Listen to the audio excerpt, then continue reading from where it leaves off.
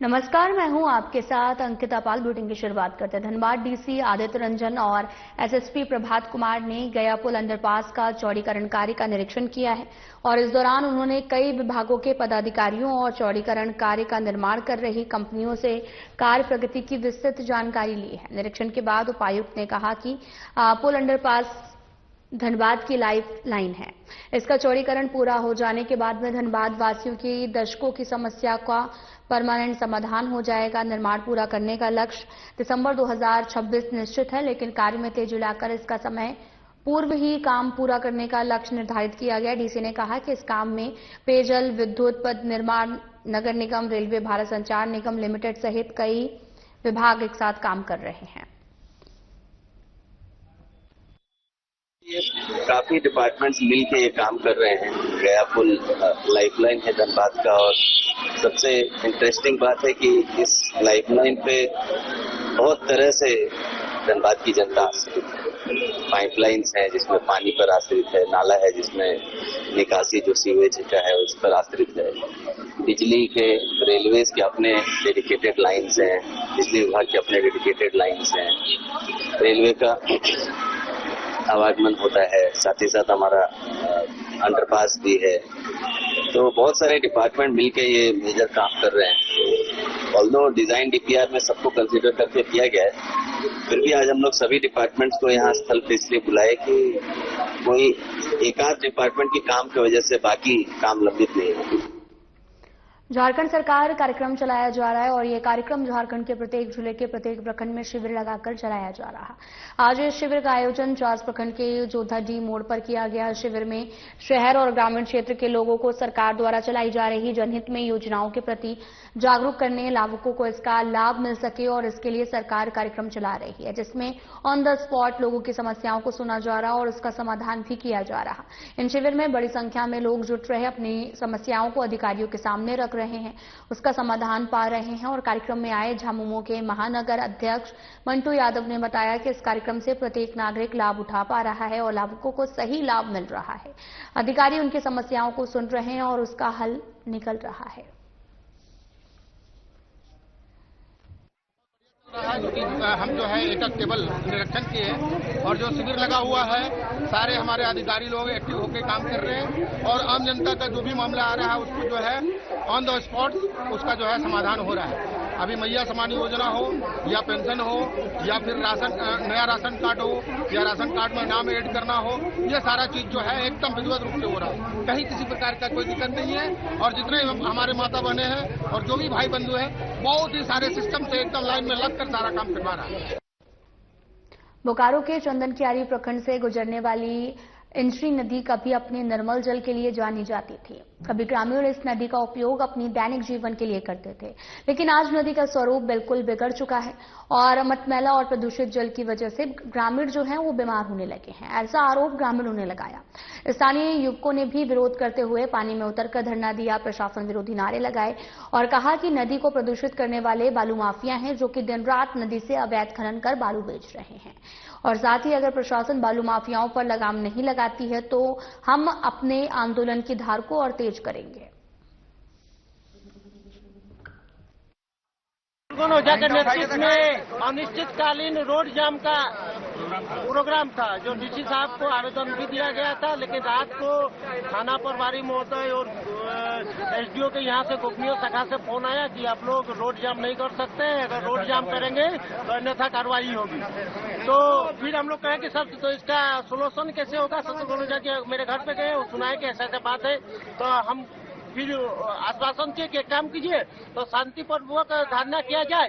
एक काम करते हैं, हम लोग तो ऐसे भी मरे हुए हैं, हम लोग नदी में घुस के आत्मदाह कर लेते हैं और यहीं घुस के जान दे देते हैं, क्योंकि पानी आप देख लीजिए, पानी का हाल देख लीजिए, रोज रोज नोटंकी करता है कि साहब आखिर रोज रोज ही पानी आ रहा है। गाय बैल भैंस आदमी, गांव का आदमी 60-80% यहाँ कोई सांसद विधायक गाँव में नहीं रहता है, न बड़ा बड़ा आदमी गाँव में रहता है, सब गरीब दुखी लोग गाँव में रहता है।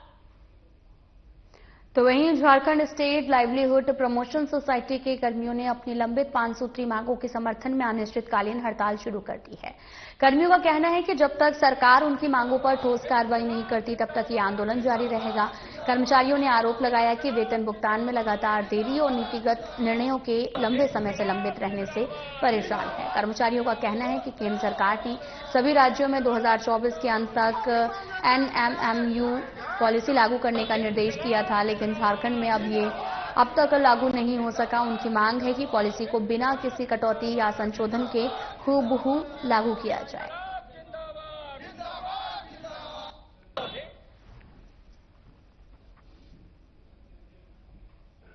संत कोलंबस हॉस्पिटल के निदेशक डॉक्टर प्रवीण श्रीनिवास ने विशेष बातचीत में स्वास्थ्य को लेकर कई अहम मुद्दों पर अपनी राय रखी है। उन्होंने कहा कि रोगों से बचाव इलाज से बेहतर। डॉक्टर श्रीनिवास के अनुसार आज की भागदौड़ भरी जिंदगी में लोग बीमारी बढ़ने के बाद अस्पताल आते हैं, जबकि नियमित जांच, संतुलित आहार और व्यायाम से कई गंभीर बीमारियों को शुरू होने से पहले ही रोका जा सकता है। लाइफस्टाइल डिसीज तेजी से बढ़ रही है और इसी कड़ी में हमारे संवाददाता प्रमोद खंडेवाल ने डॉक्टर प्रवीण श्रीनिवास से खास बातचीत की है। देखिए, झारखंड के हजारीबाग की बात कर रहे हैं और हजारीबाग के एक ऐसे शख्सियत से बात करने जा रहे हैं जिनका चेहरा कोई नया नहीं, जो लोगों के बीच हमेशा सेवा के लिए तत्पर 24/7 और जिस शख्सियत का नाम है प्रवीण श्रीनिवास। प्रवीण जी, सबसे पहले तो साधना प्लस की पूरी टीम की तरफ से आपको ढेर सारी शुभकामनाएं बताएंगे। सबसे पहली बात कि एक प्लेटफॉर्म से आप दूसरे प्लेटफॉर्म, दूसरे ट्रैक, कैसा लगता है ट्रैक?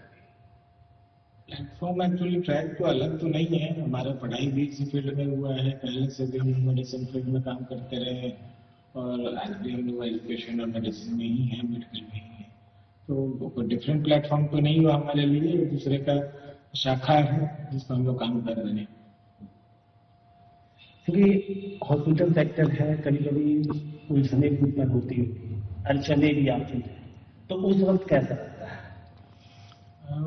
बेसिकली क्या है, हेल्थ सेक्टर तो हमारे समाज के लिए बहुत बड़ा जरूरत की चीज है। हर घर में परेशानी है, परेशानियों का चीजें हैं, कुछ चीजें जो कि थोड़ा एजुकेशन लेवल की कमी होने की वजह से मुझे ऐसा एहसास होता है मेरे हिसाब से कि मेडिकल फील्ड के प्रति लोगों को एजुकेट और जागरूक होना ज्यादा जरूरी है, क्योंकि लोगों में जो बीमारियां हैं वो बढ़ जाती हैं सिर्फ लापरवाही की वजह से। अगर वो लोग सही समय से लोग इलाज कराए या जांच कराए तो उसका पता चलता है कि हाँ पहले ही बीमारी का इलाज किया जा सकता, हो सकता है उनको इतना एडमिट होने की जरूरत भी ना पड़े। लेकिन लोगों को जागरूकता नहीं होता, लोग टेस्ट नहीं करवाते इसलिए कि कहीं कोई बीमारी ना निकल जाए। तो टेस्ट होता ही इसलिए है कि आपकी स्थिति को जानकारी देता है। तो इसलिए हमेशा सजेस्टेड होता है कि अगर पैथोलॉजिकल टेस्ट या पूरा शरीर का जांच जो है साल में कम से कम 2 बार जरूर करवाना चाहिए हर किसी को। उससे क्या होगा, कोई बीमारी की शुरुआत भी होगी और पहले से पता चल जाए तो हो सकता है लाइट मेडिकेशन या थोड़ा एक्सरसाइज से आदमी ठीक हो सकता है। लेकिन चीजें क्या है कि बढ़ जाती हैं, बहुत आदमी ध्यान ही नहीं देता है। अभी शुगर किसी को एक दिन में नहीं हो जाता है कि 400-500 शुगर होगी, तो वो जो शुगर का चीज है वो बढ़ता कब है आप ध्यान नहीं दे रहे हैं, और अचानक से आपकी तबीयत खराब होती है तब आपने जांच कराया तो पता चला आपका शुगर लेवल बहुत हाई, बीपी बहुत हाई है। लेकिन अगर आप रैंडमली हर क्वार्टरली या हर साल में 2 बार चेकअप कराएंगे तो हो सकता है शुरुआती दौर पर ही आपको पता चल जाए, या डाइट या फिर एक्सरसाइज से ही आपका कंट्रोल हो जाए, तो आपको इतना हॉस्पिटल की जरूरत न पड़े। तो हॉस्पिटल सेक्टर जरूरी है, लेकिन अगर जागरूक होंगे तो इतना ज्यादा परेशानी नहीं बढ़ेगी, क्योंकि आज भी हमारे देश में डॉक्टर्स की कमी है, हॉस्पिटल्स की कमी है। वो इसलिए कि पेशेंट्स बहुत ज्यादा है, लेकिन इतना पेशेंट शायद एजुकेटेड हो कि इतना पेशेंट ही ना हो। लोग पहले ही हेल्दी रहेंगे तो इतना ज्यादा हॉस्पिटल की जरूरत नहीं पड़ेगी। प्रवीण जी, एक सवाल, क्योंकि आप सैटेलाइट टाउन से हजारीबाग आए, तो आपने हजारीबाग को ही क्यों चुना कि यहाँ के लोगों को क्या कुछ नया? देखिए, टाउन चूज करने के पीछे तो मेरा कोई ऐसा कोई पर्टिकुलर रीजन नहीं था कि इसी टाउन को चूज किया जाए। अपॉर्चुनिटीज की बात होती है कि जैसे मैं आया तो यहाँ पे एक डेंटल कॉलेज के लिए था, कि डेंटल कॉलेज से हम लोगों ने टेक ओवर किया और उसको हम लोगों ने रन किया। चूंकि वो मेडिकल सेक्टर से था, डेंटल सेक्टर से था, तो साथ ही साथ मुझे लगा कि इस सेक्टर में हेल्थ की जरूरत है, हॉस्पिटल की जरूरत है। तो फिर मैंने एक हॉस्पिटल की शुरुआत की। पहले श्रीनिवास हॉस्पिटल था, आज भी चल रहा है हमारे डेंटल कॉलेज के कैंपस में, और दूसरा हॉस्पिटल मिशन के साथ हम लोगों ने कोलैबोरेट किया और इस बिल्डिंग को रिनोवेट करके फिर से एज अ हॉस्पिटल इसको रन किया, तो वो सिटी में लोगों को नजदीक पड़े। आगामी आम जन के लिए क्या कुछ सेवा एविएशन अस्पताल होने वाला है? देखिए, अभी आने वाले महीने में 2 और 3 तारीख को हम लोग एक स्वास्थ्य मेला आयोजित कर रहे हैं, जिसके अंदर सभी तरह के लोग यहाँ पे मुफ्त परामर्श ले सकते हैं डॉक्टर से। मेडिसिन उसके अंदर फ्री आ रहा है, कुछ पैथोलॉजिकल टेस्ट फ्री है, कुछ बड़े टेस्ट में जो है कि भारी छूट है, डिस्काउंट में हम लोग कर रहे हैं, अल्ट्रासाउंड डिस्काउंट में करके देंगे। और दूर दराज से आने वाले लोगों के लिए टाइम का भोजन का भी व्यवस्था किया गया है कि अगर लेट हो रहा है जाने में या लंच का टाइम हो गया, वेटिंग टाइम ज्यादा हो रहा है, तो ऐसे केस में यहाँ पे खाना भी अवेल कर सकते हैं। उस वक्त कैसा महसूस करते हैं परवीन जी जब कोई मरीज संतुष्ट होकर आपके अस्पताल से निकलता, कैसा फील होता है आपके दिल में? देखिए, अगर फील्ड की बात करें तो मोस्ट सेटिस्फाइंग फील्ड है। एक डॉक्टर का जॉब, एक हॉस्पिटल का जॉब, जब कोई ठीक होके जाता है तो जैसे उनको जो खुशी देख करके जो हम लोग को खुशी होती है, वो एक अच्छा लगता है। किसी के मरते हुए कोई या बहुत बीमार या परेशान आदमी बच गया, तो इससे ज्यादा जो प्रसन्नता हम लोग को मन से निकलती है या भगवान लोगों की तरफ से दुआएं जो हम लोग को मिलती है, उससे बड़ा तो मुझे लगता है कि किसी भी कोई बिजनेस में इतना बड़ा सेटिस्फेक्शन नहीं मिल सकता है। कौन लोग इसका कुछ अपील करना चाहिए? मैं जैसे पहले भी अपने बात में कहा कि कृपया करके अपने आप को एजुकेट करें, जानकारी लें, और शायद हॉस्पिटल की इतनी जो कमी है उसको आप लोग सिर्फ अपने आप के एजुकेशन से दूर कर सकते हैं। अगर लोग जागरूक हों, नॉलेज बढ़ाएं, समय समय पर टेस्ट कराते रहें, तो शायद इतनी बीमारियां हो ही ना और आदमी जो है स्वस्थ रहेगा। चलिए, बहुत बहुत धन्यवाद। अपने सहयोगी कैमरामैन के साथ में प्रमोद खंडेलवाल, साधना परसेवी, हजारीबाग। 15वें वित्त आयोग की राशि पंचायत में नहीं मिलने से विकास कार्य का पहिया ठप पड़ चुका है। कोडरमा में भी पंचायत स्तर पर चल रहे सभी विकास कार्य पूरी तरीके से ठप हो गए हैं। सड़क मरम्मत, नाली निर्माण, स्ट्रीट लाइट, पेयजल और शौचालय जैसी आवश्यक योजनाएं अधर पे लटकी हैं, जिसे लेकर जिले के ढाब पंचायत मुखिया बैजूतूरी से हमारे संवाददाता अंकु कुमार गोस्वामी ने बातचीत की है।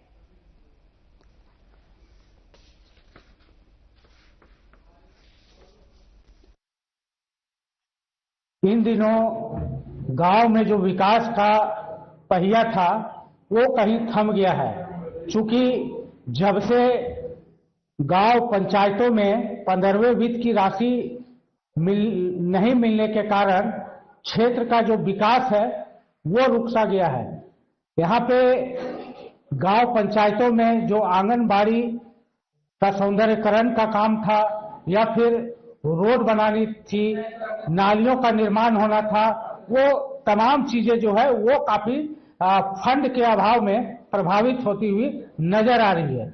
ऐसे में कई बार जो है जो तमाम राज्य भर के झारखंड के जो मुखिया लोग हैं उन लोगों ने प्रोटेस्ट किया और राज्य केंद्र सरकार से 15वें वित्त में राशि भेजने की मांग लगातार करते नजर आ रहे हैं।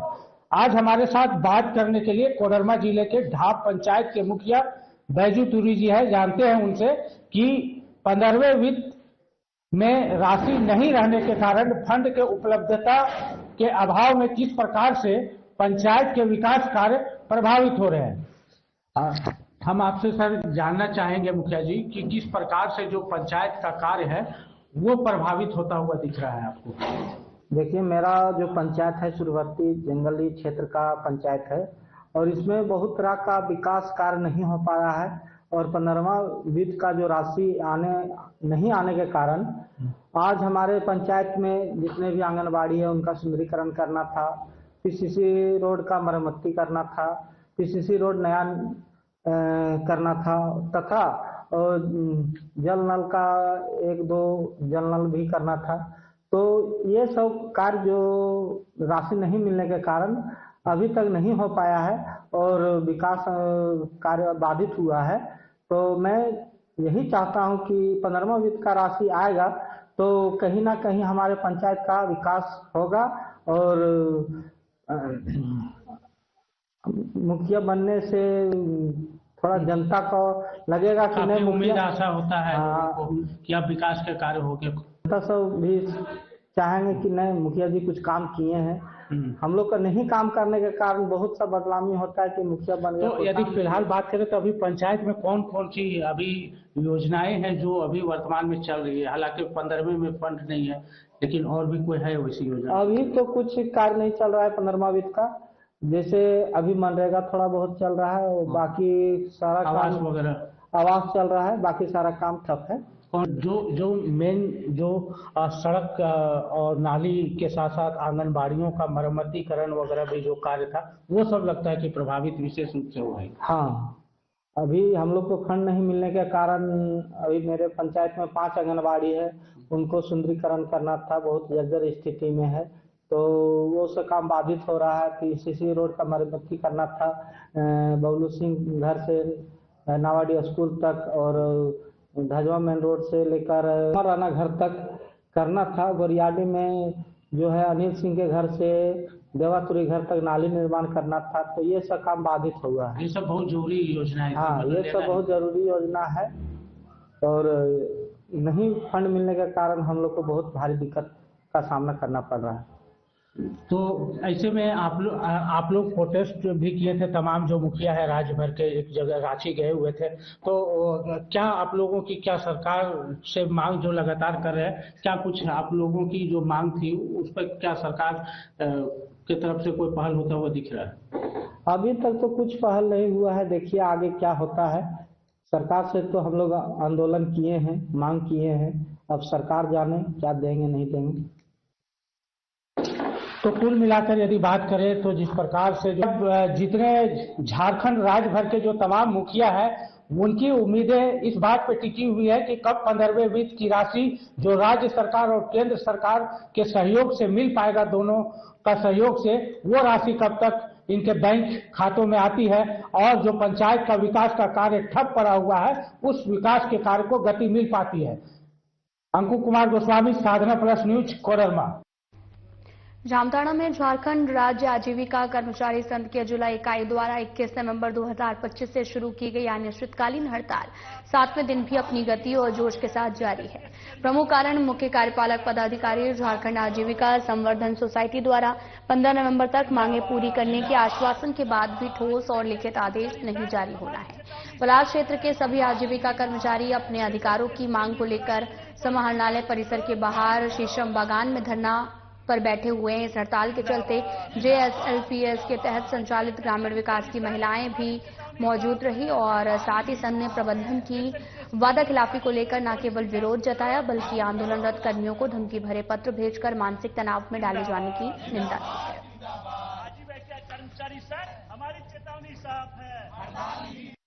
लोग विगत 7 दिनों से 21 नवंबर से JSLPS कर्मी यहाँ पे धरना में बैठे हुए हैं और ये जामताड़ा जिला में ही नहीं सभी 24 जिले में L5 से लेकर के L8 तक के कर्मी बैठे हुए हैं। मेन मुद्दा ये है, हमारी मांग ये है कि सेंट्रल गवर्नमेंट से जो हमारा HR पॉलिसी है, मॉडल HR पॉलिसी, इसको कुछ राज्य ने लागू कर दिया है और हमारा स्टेट अभी तक लागू नहीं किया है, जिस कारण से हम लोग बहुत कम सैलरी में और गांव-गांव में हम लोग आजीविका संवर्धन का काम करते हैं। हमारी आर्थिक तंगी से हम खुद जूझ रहे हैं इस तरह का कम सैलरी में।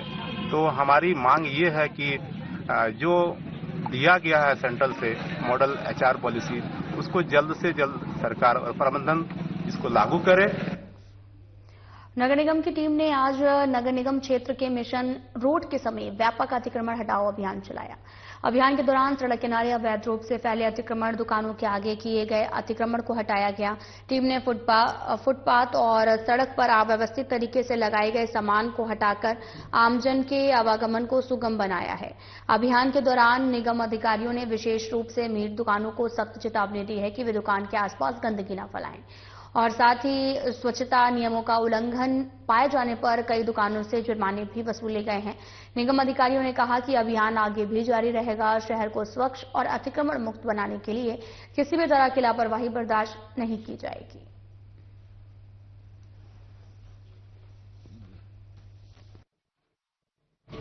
आज नगर निगम हजारीबाग के द्वारा वैसे दुकानदार जो सड़क किनारे पक्का स्ट्रक्चर कर लिए हैं उनको तोड़ा गया है।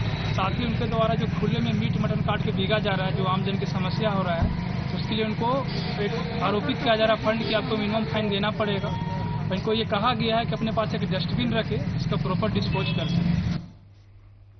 कानी बाजार न्यू कॉलोनी में चोरी की घटना से परेशान मोहल्ले वासियों ने आपस में चंदा कर पूरे मोहल्ले में सीसीटीवी कैमरा लगवा दिया है, जिसके बाद में मोहल्ले वासियों ने यह फैसला लिया था चोरी छिनतई जैसी घटनाओं को रोकने के लिए। और साथ ही चोरों के आतंक से बचने के लिए कानी बाजार विकास समिति ने न्यू कॉलोनी में कम्युनिटी सीसीटीवी कैमरा लगवा दिया है और अभी तक 23 कैमरा अलग अलग स्थानों पर लगाकर पूरे मोहल्ले पर नजर रखी जा रही है। इसी कड़ी में हमारे संवाददाता प्रमोद खंडेवाल ने मोहल्ले का जायजा लिया है। देखिए, झारखंड के हजारीबाग की बात करते हुए लगातार चोरी छिनतई मामले को लेकर नगर निगम क्षेत्र के कानी बाजार मोहल्ले में लगभग 23 कैमरे लगाए गए हैं। मोहल्ले वासियों के अथक प्रयास है और आप ये देख सकते हैं जगह जगह सीसीटीवी कैमरा है और ये अच्छी प्रयास है। हमारे साथ रुद्रराज है जिनके अथक प्रयास से और पूरे मोहल्ले वासी के प्रयास से ये कुल 23 कैमरे लगाए गए। कैसा लग रहा है कैमरा लगाने के बाद यहाँ का कैसा वातावरण लगा?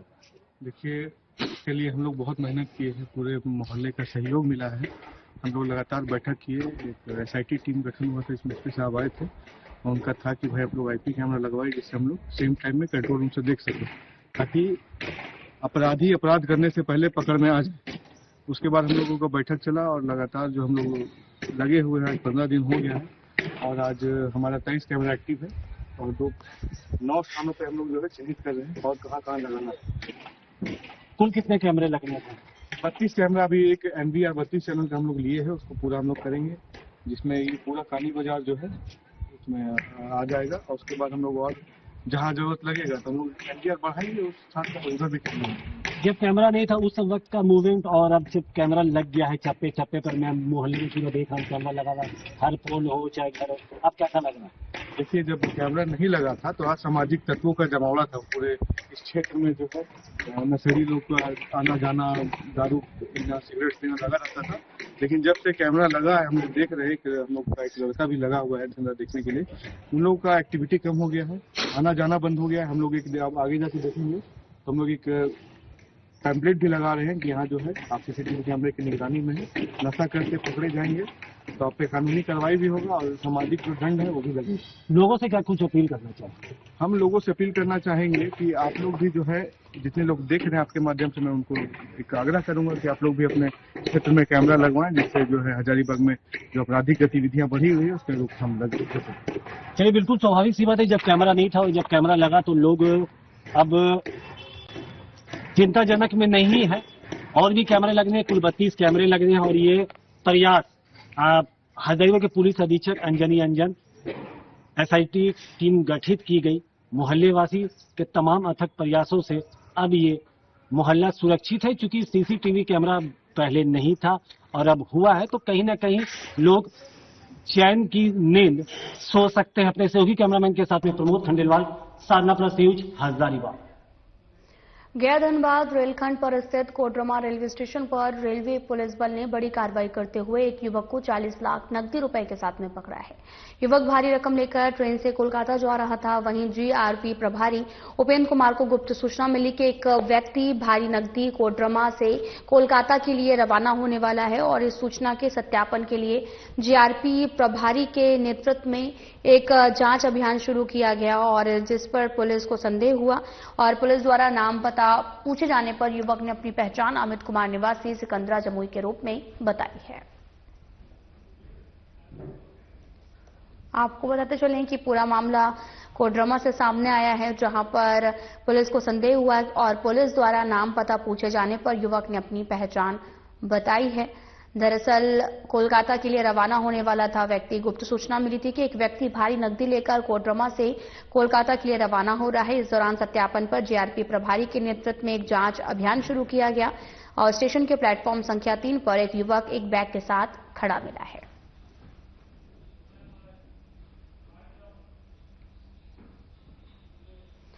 फिलहाल वीडियो में इतना ही। नमस्कार।